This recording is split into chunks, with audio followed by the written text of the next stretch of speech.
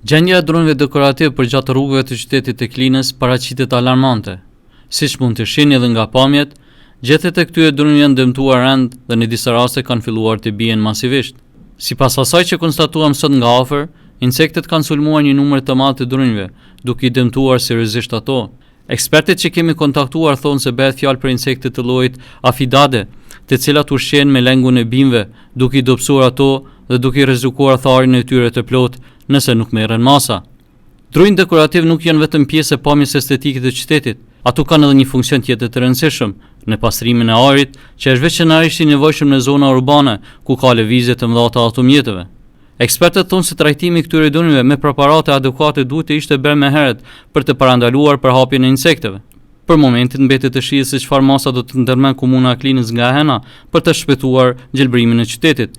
Ndërkohë këto 2 ditë të fundjavës, zyrtarët komunal janë në pushim, por koha është e vlefshme dhe çdo vonesë mund të sjellë dëme të mëdha.